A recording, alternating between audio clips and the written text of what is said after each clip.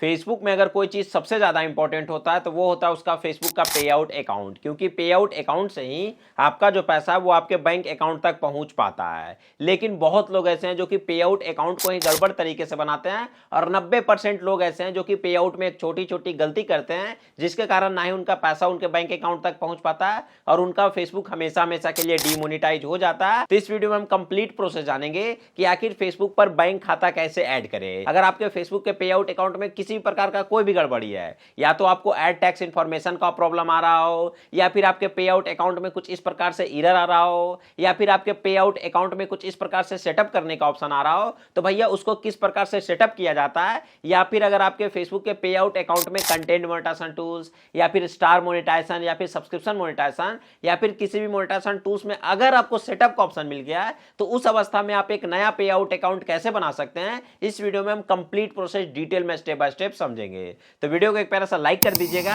चलिए बिना time waste किए करते हैं आज की इस वीडियो को स्टार्ट। सबसे पहले आपको अपने फेसबुक को ओपन करना है। जैसे ही आप अपने फेसबुक को ओपन करके मोनेटाइजेशन में जाइएगा तो यहां पर देखिए आपको मेरे कंटेंट मोनेटाइजेशन टूल्स में सेटअप का ऑप्शन मिला हुआ है। तो अगर आपके फेसबुक में कुछ इस प्रकार से या फिर कुछ इस प्रकार से या फिर कुछ इस प्रकार से या फिर अगर आपके पे आउट अकाउंट में कुछ भी एरर दिखा है तो सिंपली सबसे पहले उसके ऊपर क्लिक कर दीजिएगा। तो मेरे में कंटेंट मोनेटाइजेशन टूल्स में ऑप्शन मिला हुआ है सेटअप का या फिर स्टार का या फिर सब्सक्रिप्शन का, किसी भी टूल में मिला हुआ है तो सिंपली उसमें आपको सेटअप के ऊपर क्लिक कर देना है। नीचे में मुझे सेटअप का ऑप्शन दिखा रहा है, ठीक है, तो सिंपली मैं सेटअप के ऊपर क्लिक कर दूंगा। अब एक चीज का ध्यान रखिएगा कि अगर आपके पास एक सिंगल पे आउट अकाउंट है तो उस अवस्था में आप फेसबुक पर ब्लू टिक लेकर मेटा टीम से चैट करके आप एक नया पे आउट अकाउंट भी बना सकते हैं। वो आपको पे आउट अकाउंट बनाने का लिंक दे देंगे। तो यहां पर देख सकते हैं कि आपको बहुत सारा ऑप्शन देखने के लिए मिलेगा। तो अगर आपको केवल कंटेंट मोनेटाइजेशन टूल्स को सेटअप करना है और आपके पास कोई पे आउट अकाउंट है तो भैया यहाँ पर जो भी आपका सही पे आउट अकाउंट है उसके ऊपर क्लिक करके सिंपली आपको नेक्स्ट के ऊपर क्लिक करके उसमें सेटअप कर देना है, काम खत्म। लेकिन मुझे क्या है, मुझे एक नया पे आउट अकाउंट बनाना है, तो उसके लिए मुझे क्या करना है, दोनों पे आउट मेरे खराब है तो मैं क्या करता हूं, ऐड न्यू बिजनेस इन्फो के ऊपर क्लिक कर दूंगा, ठीक है। तो यहां पर देखिए सबसे पहले आपका नाम पूछा जाएगा। तो यहां पर लीगल फर्स्ट नेम में जो भी आपका नाम है वो डाल दीजिएगा, लीगल लास्ट नेम में जो भी आपका लास्ट नेम है वो डाल दीजिएगा, डेट ऑफ बर्थ में जो भी आपके आधार कार्ड पैन कार्ड पर एड्रेस है मतलब डेट ऑफ बर्थ है वो यहां पर डाल देना, और कंट्री में जो भी आप कंट्री में हैं वो कंट्री का नाम सेलेक्ट कर लीजिएगा। यहां पर देखिए बहुत सारे लोगों को एक कंफ्यूजन होता है, जैसे कि मान के चलिए कि मेरा नाम है गोल्डन कुमार वर्मा, तो मैं क्या करूंगा कि फर्स्ट नेम में क्या करूंगा कि गोल्डन डालूंगा और लास्ट नेम में वर्मा डालूंगा, और जब आगे बढ़ूंगा ना तब मुझे मिडिल नेम का ऑप्शन देगा। तो यहीं पर आपको दो नाम को बिल्कुल भी ऐड नहीं करना है, ठीक है।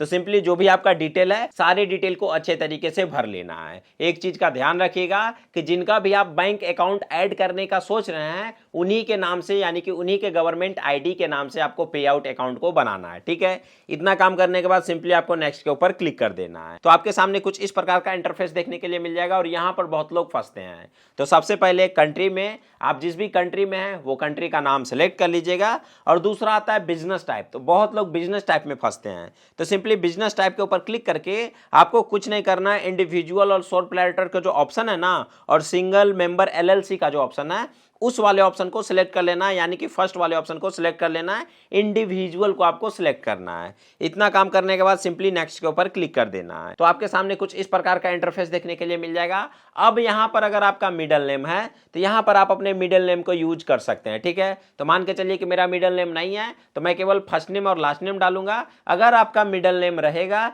तब यहां पर आपको मिडिल नेम यूज करना है, ना कि वहां पर आपको मिडिल नेम यूज करना है, ठीक है। Confusion clear. उसके बाद जो भी आपका डेट ऑफ बर्थ रहेगा तो सिंपली यहां पर आपके सामने डेट ऑफ बर्थ आ जाएगा। अगर कोई भी डिटेल में आपको सुधार करना है तो सिंपली सुधार कर लीजिएगा। उसके बाद यहां पर आपसे प्राइमरी एड्रेस खोजा जाएगा। तो प्राइमरी एड्रेस में जो भी आपके आधार कार्ड के पीछे एड्रेस लिखा हुआ ना एज इट इज उसको कॉपी पेस्ट यहां पर कर देना है, मतलब सेम टू सेम यहां पर लिख देना है, ठीक है। यहां पर एक चीज का ध्यान रखिएगा कि यहां पर आपका डैश @ हैच परसेंटेज ये सब नहीं चलेगा, केवल स्पेस कॉमा और यही सब का यूज करिएगा, और जैसे आपका एड्रेस लिखा हुआ है वैसे लिख लीजिएगा, ठीक है। उसके बाद यहां पर आपसे सिटी खोजा जाएगा। तो सिटी में जो भी आपके आधार कार्ड पर सिटी का नाम मेंशन है, जैसे कि मैं नवादा जिला से हूं तो मैं सिटी के नाम में नवादा यूज कर सकता हूं, ठीक है।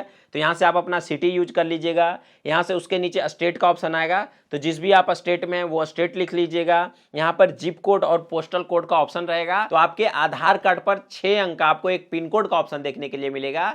तो सिंपली जो भी आपके आधार कार्ड का पिन कोड है यहाँ पर आपको उसको डाल देना है। उसके बाद जो भी आपका मोबाइल नंबर है वो यहाँ पर डाल देना है। उसके बाद जो भी आपका ईमेल आईडी है वो यहाँ पर आपको डाल देना है। उसके बाद आता है परमानेंट अकाउंट नंबर यानी कि पैन नंबर। यहाँ पर बहुत लोग गलती करते हैं कि बहुत लोग तो यहाँ पर अपना अकाउंट नंबर डाल देते हैं क्योंकि उनको समझ में नहीं आता है। तो यहाँ पर आपके पैन कार्ड का नंबर डलाएगा, वो चीज़ का ध्यान रखिएगा, न कि आपका मोबाइल नंबर और अकाउंट नंबर। तो वो गलती आपको बिल्कुल भी नहीं करना है।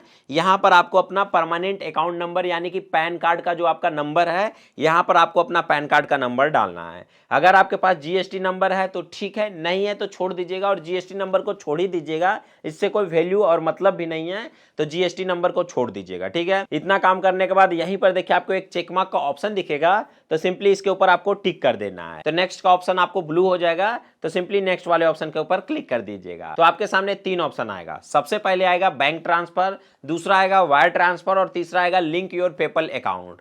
तो मैं आपको बताता हूं कि आपको करना क्या है। बैंक ट्रांसफर में अगर आपका अकाउंट छोटा मोटा है और थोड़े बहुत पेमेंट आएंगे तो $25 पर यहां पर आपका पेमेंट रिलीज होता है। दूसरा होता है आपका वायर ट्रांसफर। तो वायर ट्रांसफर में आपको स्विफ्ट कोड लगेगा, तो स्विफ्ट कोड आपको गूगल से निकालना पड़ेगा, और आईएफएससी कोड आपको लगेगा बैंक ट्रांसफर में, जो कि आपके पासबुक पर इजीली मेंशन होता है। ठीक है, तो अगर आपका आईडी जिस अनुसार है उस अनुसार यहां पर आप लिंक कर लीजिएगा। ठीक है, तो मान के चलिए कि अगर आपको वायर ट्रांसफर करना है तो वायर ट्रांसफर करिए, बैंक ट्रांसफर करना है तो बैंक ट्रांसफर करिए। तो मैंने बैंक ट्रांसफर को सिलेक्ट कर दिया हूं। ठीक है, इतना काम करने के बाद यहां पर जो भी आपके पे आउट अकाउंट का नाम है ऑटोमेटिकली आ जाएगा। तो देखिए पे आउट अकाउंट का नाम आ चुका है। अब सिंपली यहां पर क्या करना है, आपको अपना अकाउंट नंबर और आईएफएससी कोड डालना है, और उसके बाद सिंपली लिंक पे आउट मेथड के ऊपर क्लिक कर देना है। अब देखिए कभी कभी क्या होगा कि जैसे ही आप लिंक पे आउट मेथड के ऊपर क्लिक करिएगा तो आपको कुछ इस प्रकार से एरर आ सकता है, क्योंकि बहुत बार आता है, और यहां पर देख सकते हैं कि एरर आ चुका है। ठीक है, तो इस अवस्था में आप वायर ट्रांसफर ट्राई कर लीजिएगा। अगर वायर ट्रांसफर में दिक्कत आए तो बैंक ट्रांसफर क्लिक कर लीजिएगा।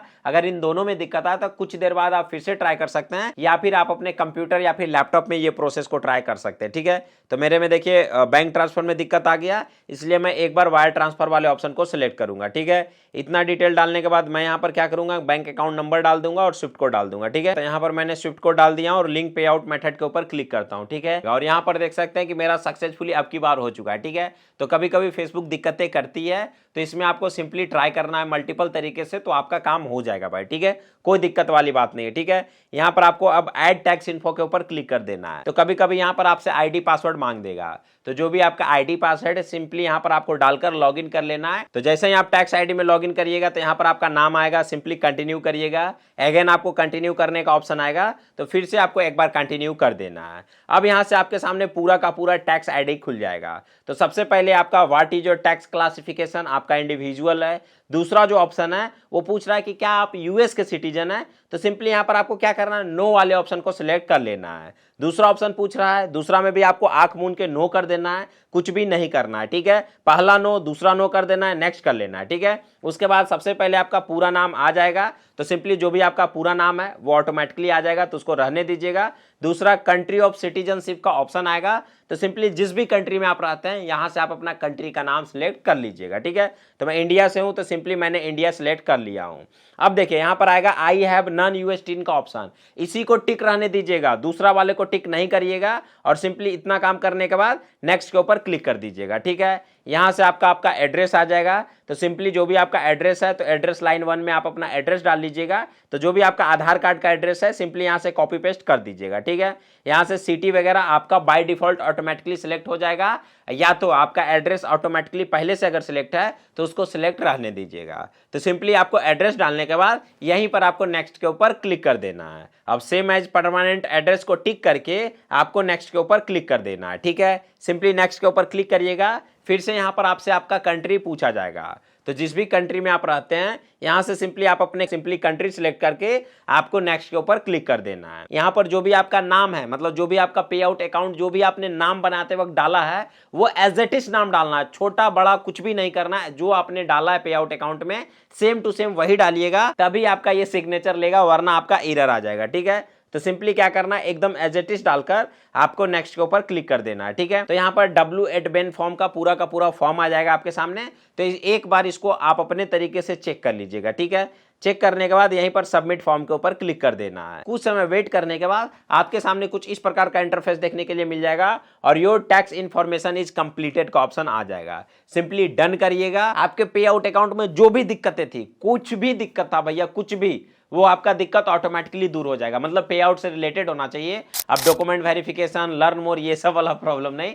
मतलब पे आउट से रिलेटेड, टैक्स इन्फॉर्मेशन से रिलेटेड जो भी दिक्कत था, वो सारा दिक्कत मैंने कंप्लीट बता दिया, A to Z एक एक करके, प्रोसेस बाय प्रोसेस। ठीक है, तो आप भी कुछ इस प्रकार से आप अपने पे आउट को सेटअप कर सकते हैं। अगर आपके पे आउट अकाउंट में नाम गलत है या डेट ऑफ बर्थ गलत है या फिर कुछ दिक्कत व परेशानी है, तो यहां पर क्लिक करके वीडियो देख लीजिए। अगर आपको फेसबुक से रिलेटेड कोई भी दिक्कत है, किसी भी प्रकार का कोई भी दिक्कत हो, चाहे पेज बनाना हो, चाहे वीडियो वायरल करना, कुछ भी हो, तो सिंपली वो टॉपिक का नाम सर्च करिए। जैसे फेसबुक पेज कैसे बनाएं, लास्ट में लगा दीजिए बाय कैरी टेक माइंड, आपको हमारा वीडियो देखने के लिए मिल जाएगा। और फेसबुक से रिलेटेड कुछ भी सीखना चाहते हैं, चैनल पर बहुत सारे वीडियोज है, 5-6 वीडियो दबाकर देख लीजिए, आपको बहुत कुछ नॉलेज मिल जाएगा। बाकी इस वीडियो को प्यार और सपोर्ट देने के लिए थैंक यू सो मच।